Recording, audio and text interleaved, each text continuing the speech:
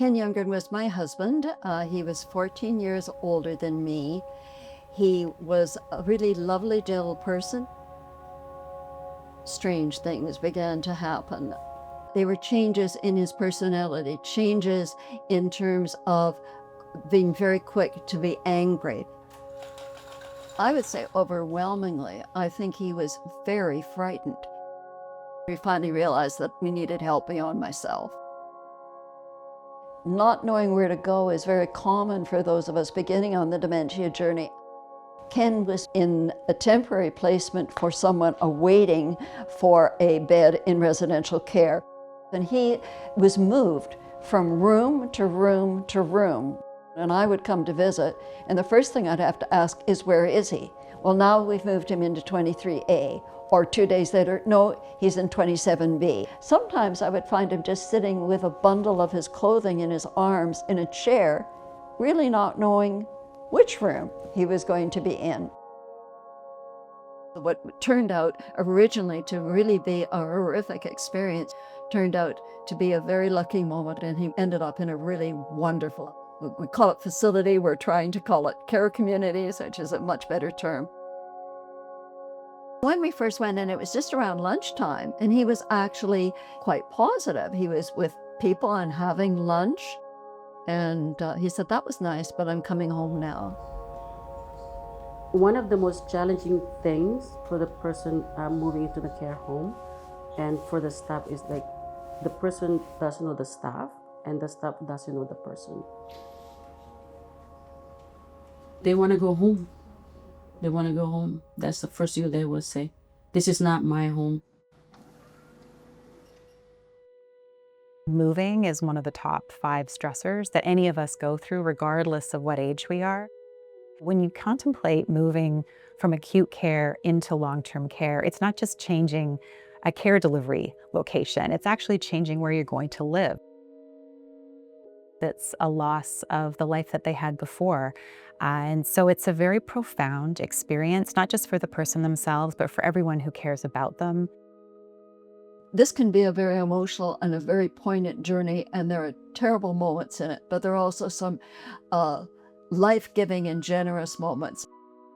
The project with Vancouver Coastal Health and with UBC is this transitional aspect, in my opinion, one of the biggest hills that we have to climb, because that's the first hill that we climb. When the diagnosis has been made, what's next? My mother had Alzheimer's, as do I. I've had time to reflect, and this project helps to realize where some of the gaps are, where some of the easy fixes could be.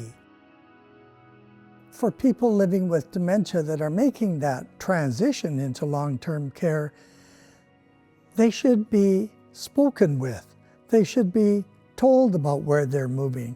They should be told about what they might expect.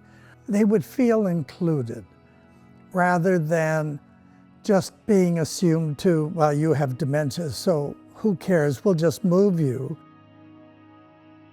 When we think about a care transition as a medical transition, the focus naturally tends to be on like what medications is the person taking, what types of care do they need to receive, and sometimes who they are as a person and what their passion is and what makes their daily life meaningful can get a bit lost.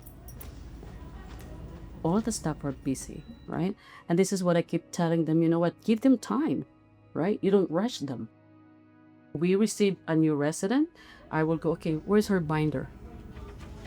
I get so excited when I see the social history. It's, okay, her name is this and this, that, and you pronounce the last name like this, like a French last name. Doing that, you're kind of building trust. You're gonna know the person because that is the baseline. I think the principle of co-design is what makes this project really special. It's actually taking, I'd say, the expertise from the people who are receiving the care and centering that right from the beginning and making sure that their voices are what's driving us to design the right system right from the outset. Offering a person living with dementia the opportunity to be a part of a research project is intimidating. but you will be able to lend your voice, lend your opinion, lend your insights that you've learned.